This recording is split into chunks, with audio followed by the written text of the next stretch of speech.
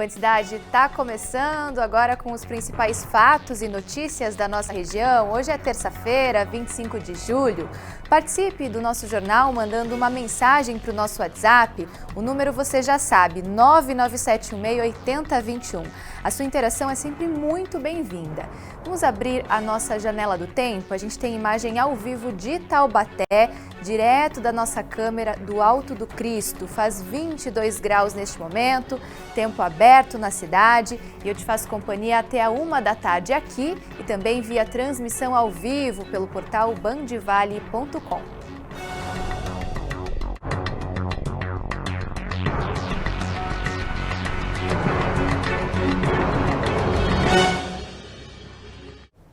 Em Jacareí, um crime trágico e muito triste. Um homem matou a ex-namorada e a amiga dela a tiros na noite de ontem, no bairro Vila Branca. Segundo a polícia, ele não aceitava o fim do relacionamento e atirou em si mesmo após o crime. O homem sobreviveu e foi preso em flagrante por duplo feminicídio. A ex-companheira será velada logo mais às 2 da tarde e o velório da amiga ainda não tem previsão. Este vídeo que circula nas redes sociais mostra os 3 corpos caídos no chão. As marcas ainda estão no local. O crime aconteceu na Avenida das Letras, em uma das entradas do bairro Vila Branca, em Jacareí. 2 mulheres, uma de 20 e outra de 24 anos, morreram depois de levar tiros. O suspeito é o ex-namorado de Karen Gabriela Almeida Martins. A jovem e a amiga Marcele Stephanie Lobato Braz de Souza faleceram na hora. Coletamos informações de que houve uma discussão, eram 2 amigas, tinham saído do trabalho e uma delas era a ex-namorada do autor.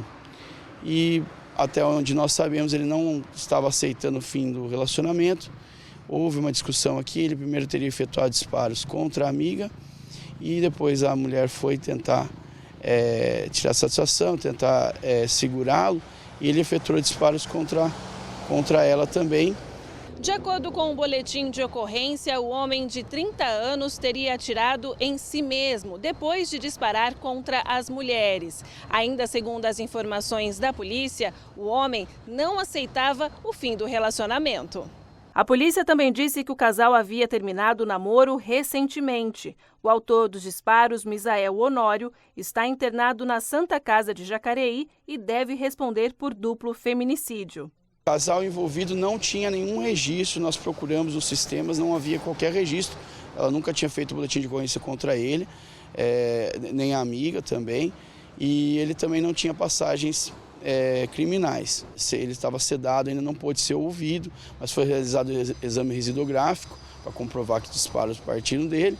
E ele já foi preso em flagrante, ele está preso em flagrante delito por duplo feminicídio. E está aguardando apenas a alta médica para ser levado à cadeia pública. As investigações do caso continuam. Investigar a origem dessa arma de fogo, também confirmar a motivação do delito, ele vai ter que ser ouvido e assim concluir o inquérito policial. Tristeza, né? E a Polícia Civil investiga o caso de um homem encontrado morto na Avenida Juscelino Kubitschek, em São José dos Campos, na manhã de ontem.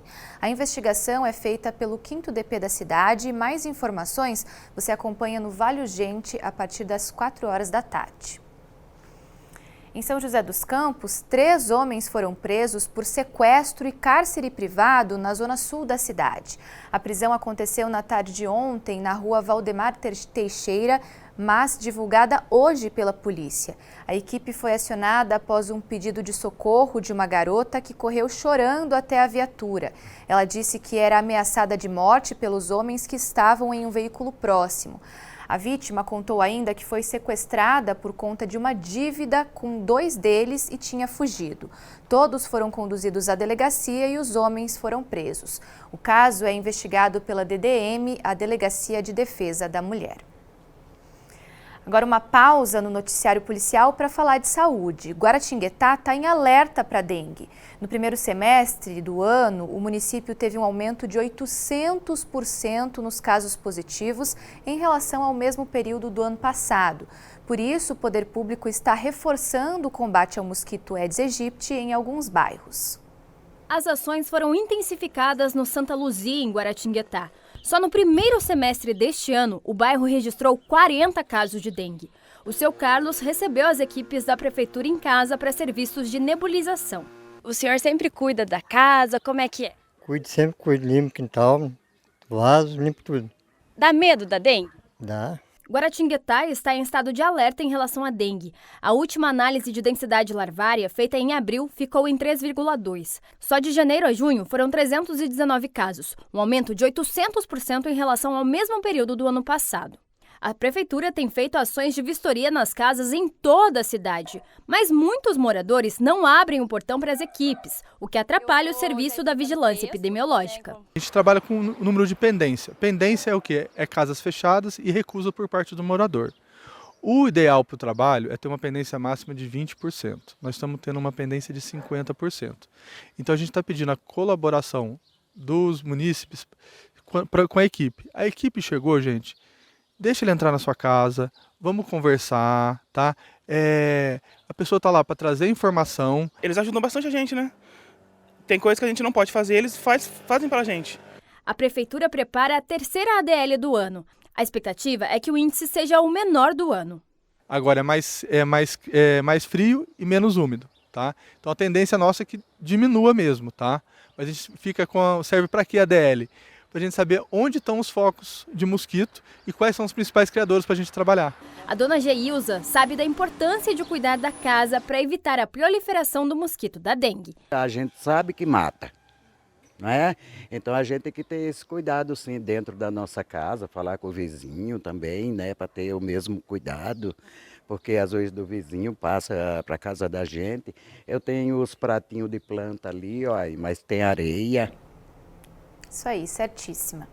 A Polícia Federal localizou na manhã de hoje 736 arquivos de pornografia infantil na residência de um homem de 55 anos em Piquete. O cumprimento de mandado de busca e apreensão contra abuso sexual de crianças e adolescentes faz parte da Operação SPY. Computadores, celulares e tablets foram apreendidos. A PF informou que o homem não ficou preso, mas pode responder criminalmente. Se condenado, a pena é de 10 anos de prisão. Em Taubaté, a polícia prendeu um homem acusado de vender drogas pelas redes sociais e também por um aplicativo de mensagens. Esse é um dos destaques do portal bandvale.com de hoje. Na casa dele, no bairro residencial Estoril, foram encontradas porções de drogas e R$ 170 em dinheiro. A polícia, o homem confessou o crime. Um segundo envolvido, que estava na casa, responderá por porte de droga. Para essa e outras notícias atualizadas ao longo do dia, acesse o portal bandvale.com. O padre esloveno, que é responsável pelos mosaicos gigantes do Santuário Nacional de Aparecida, foi expulso da comunidade dos jesuítas nesta segunda-feira após denúncias de abuso sexual e psicológico. Os casos teriam acontecido há cerca de 30 anos. A comunidade, conhecida como Ordem dos Jesuítas, atua em diversos países. Os líderes chegaram a determinar que o padre mudasse de comunidade, mas ele se recusou. Por isso, agora foi decidida a expulsão do religioso. De acordo com o Santuário Nacional, parte dos mosaicos já foi concluída e inaugurada no ano passado. Além disso, outras 2 obras estão programadas. O santuário agora espera por definições da Igreja Católica para definir como será a continuidade do trabalho artístico. Band Cidade Primeira Edição faz agora uma breve pausa. No próximo bloco se confere a previsão do tempo para toda a região e as interações do nosso WhatsApp 997168021. Participe com a gente, eu volto em instantes. Agora a hora certa para você, 12h38. Sem audiência no eixo São Paulo-Rio. Bom. De volta com Band Cidade para saber como é que ficam as temperaturas ao longo desta terça-feira. De olho aqui na tela, então, para ver a previsão do tempo. A gente começa hoje com Jacareí. A máxima nessa terça-feira não deve ultrapassar dos 26 graus e com sol aí entre nuvens. Mesma situação de Taubaté, máxima de 26, também sol entre nuvens na cidade. Já em Guaratinguetá, um pouquinho mais calor. Os termômetros aí devem marcar a máxima de 27 graus. Também não tem previsão de chuva na cidade. Na nossa segunda tela tem mais cidades aqui da nossa região. Em Cruzeiro, máxima hoje de 26 graus e tem uma pequena possibilidade de chuva por lá, mas uma chuva mais fraca aí para essa tarde. Em São Bento do Sapucaí, temperaturas um pouco mais amenas, os termômetros não devem ultrapassar dos 23 graus nessa tarde e também tem uma chance pequena aí de chuva fraca para essa tarde. Caraguatatuba, céu limpo, máxima hoje de 28 graus, calor no litoral norte do estado de São Paulo, né? Agora a gente tem as informações mais detalhadas aí sobre São José dos Campos, maior cidade da nossa região, e também como é que está a expectativas para os próximos dias. Hoje não deve ultrapassar dos 23 graus, também não deve chover na cidade. Na próxima quarta-feira, amanhã, o tempo deve ficar bem limpo, né? Com praticamente sem nuvens no céu, máxima de 27 graus. Mesma situação de quinta-feira. Na sexta-feira a temperatura máxima cai um pouco, mas não tem previsão de chuva. Em São José dos Campos só tem uma chance de chuva no sábado e a máxima aí deve cair um pouquinho mais, não passa dos 24 graus. 3 meses após perder uma das pernas depois de um atropelamento, a pequena Lavínia, de 5 anos, está recuperando os passos. A menina ganhou uma prótese em São José dos Campos. A pequena Lavínia, de apenas 5 anos, agora dá os primeiros passos sem o suporte da barra. Depois de 3 meses que teve a perna amputada, ela ganhou uma prótese.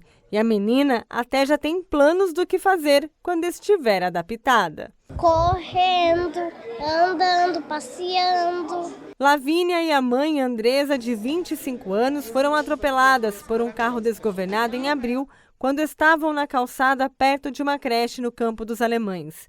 A menina teve vários ferimentos e acabou perdendo uma das pernas. A mãe até fez uma vaquinha para custear a prótese e o tratamento da filha. Mas o dono desta clínica se comoveu com a história e decidiu doar a prótese e o tratamento de adaptação para a Lavínia. Nós marcamos de fazer uma visita para ela lá no hospital. Aí durante essa visita, se apaixonou por ela, né? Porque ela é uma criança cativante. A perna foi feita na clínica e tem alguns ajustes para durar mais tempo. Do lado que ela tem o pezinho, a gente coloca uma palmilha, né? Aí conforme ela vai crescendo, tira essa palmilha.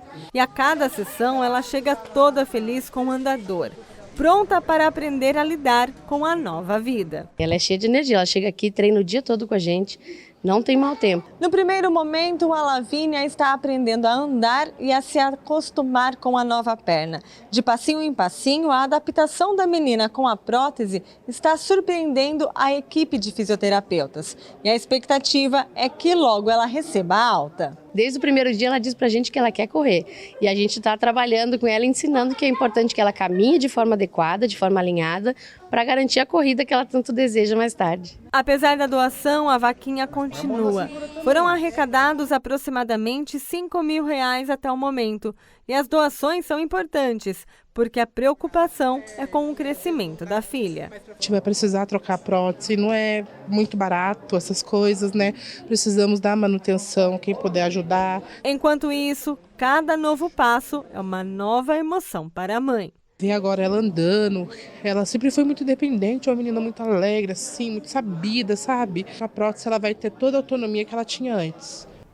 Que linda, Lavínia, né? Uma boa sorte para ela, para a família, que ela possa crescer e se desenvolver, ter um futuro aí muito lindo pela frente. A gente fica na torcida. Agora é hora de ver a sua participação através do WhatsApp do Band Cidade, 997-8021. Fique à vontade para interagir com a gente, enviando um comentário, uma sugestão ou uma reclamação. Esse é o espaço que serve especialmente para isso. Se tem algum problema no seu bairro, na sua cidade, você pode contar para a gente, que a gente cobra os responsáveis para trazer uma resposta para você. E não esqueça de dizer o seu nome e também o da sua cidade. Bora então para a primeira mensagem do dia, é da Jurema de Taubaté. Sempre aqui na audiência desse jornal maravilhoso, Jorge, Jurema e minha irmã Diva, Taubaté, eles moram no Secap 2. Abraços, Jurema, Jorge, a irmã Diva, muito obrigada aí pelo carinho com a gente, pela participação no jornal. A gente fica muito feliz de receber esse retorno, viu? E contem com a gente, se tiver algum problema é só mandar mensagem pra gente no nosso WhatsApp que a gente corre atrás de uma resposta para vocês, tá bom? Um abração. Agora o Cláudio de Pindamonhangaba, a queimada em Pinda está muito difícil, os bombeiros não dão conta, muitos chamados. Pois é, Cláudio, agora época mais seca, né? Chove muito pouco aqui na região e isso aí acaba contribuindo para a incidência das queimadas. A gente tem noticiado aqui no nosso jornal que as ocorrências realmente aumentam muito e tem que ter cuidado, né? Tem que ter cuidado e também não jogar cigarro, né? Para não poder favorecer esse tipo de ocorrências, né? Obrigada aí pela sua participação, pelo seu comentário. Agora o Carlos de Aparecida, se possível, mande um abraço para nós aqui em Aparecida. Mas claro que é possível, Carlos. Um grande abraço para você, para todo mundo de Aparecida que nos acompanha, viu? Contem com a gente aí para o que vocês precisarem. Como eu falei anteriormente, tiver algum comentário, alguma sugestão de pauta, esse é o canal aí do Band Cidade para que vocês telespectadores possam interagir com a gente. Hora da segunda parada no jornal. A seguir você confere a segunda reportagem da série especial em homenagem ao aniversário de São José dos Campos. É a história de religiosos que estão no processo de canonização pela Igreja Católica e tem destaque na história da cidade. É já já, não saia daí.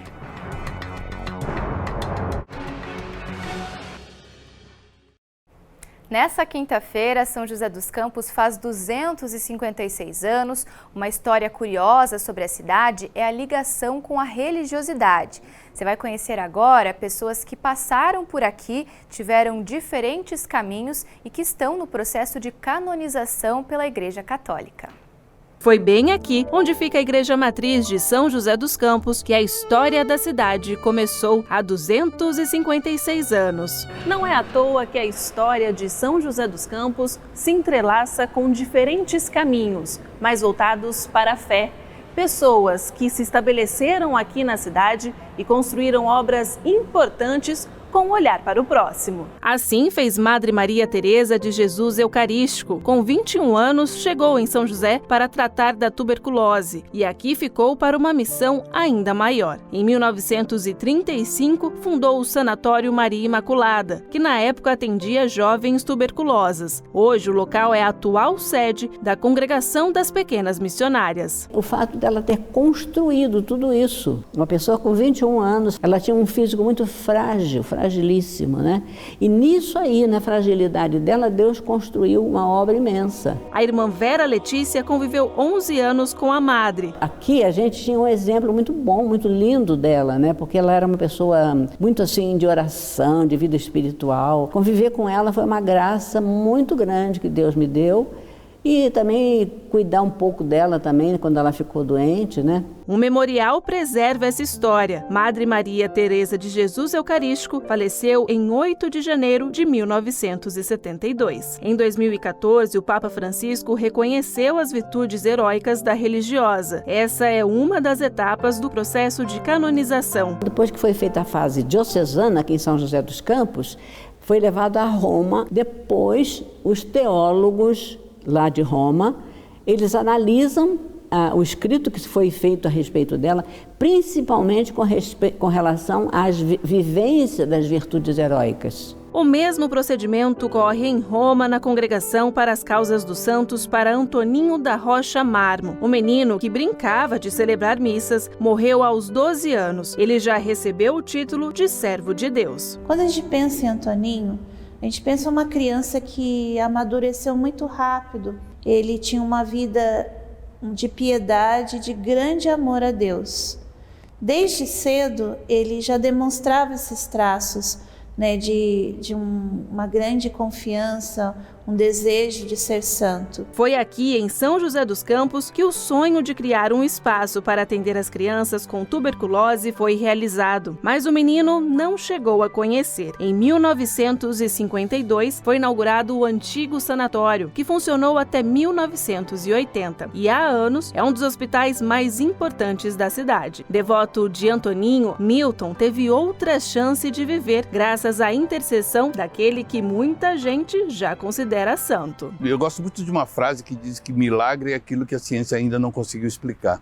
Há 35 anos atrás, eu já profissional médico, me feri durante um procedimento cirúrgico e adquiri uma hepatite C. A minha esposa vai ao túmulo do Antoninho para pedir pela minha cura. E a partir disso a minha cura acontece. Então eu sou fruto de um milagre do Antoninho. E vou em agradecimento, não foi promessa minha. Eu levo flores para o Antoninho até hoje.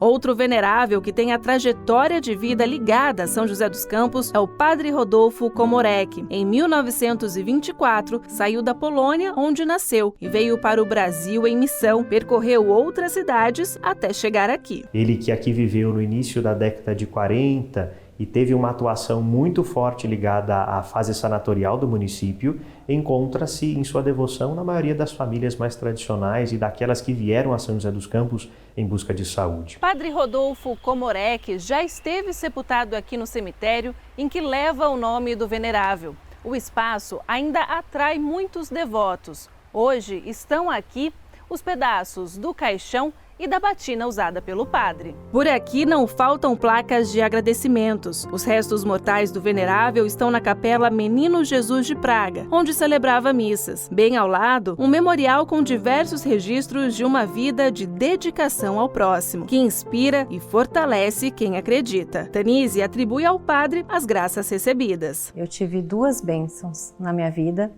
né? Uma foi alcançada quando a gente chegou, que a gente morava fora do país, a gente perdeu tudo, né? Chegamos em São José e pedimos para que Padre Rodolfo reestruturasse a nossa família e essa bênção foi alcançada, né? E recentemente eu também tive uma cirurgia onde eu tinha 7 centímetros da minha safena comprometida, né? Então esse também foi mais um pedido que eu fiz para que não mexesse na minha safena e deixasse ela ali. No meu retorno ao médico eu fiquei sabendo que não foi preciso. O processo de canonização do padre Rodolfo Komorek foi aberto em 1964. Nos arquivos da causa de canonização do padre Rodolfo se encontram aproximadamente 12.000 graças atribuídas à sua intercessão. Destas despontam algumas graças com aparência de presumível milagre. Foi neste quarto, no Parque Vicentina Aranha, em que o religioso passou os últimos dias de vida. É aqui também no parque em que essas 3 histórias se conectam. Em diferentes épocas, pesquisadores contam que foi na Capela Sagrado Coração de Jesus que o padre Komorek celebrava missas, que Antoninho fez a primeira comunhão e que Madre Maria Teresa de Jesus Eucarístico tinha conversas para concretizar a fundação do antigo sanatório. 3 religiosos que podem ser reconhecidos como santos e tiveram aqui na cidade uma vida de detalhes carregados de amor e doação.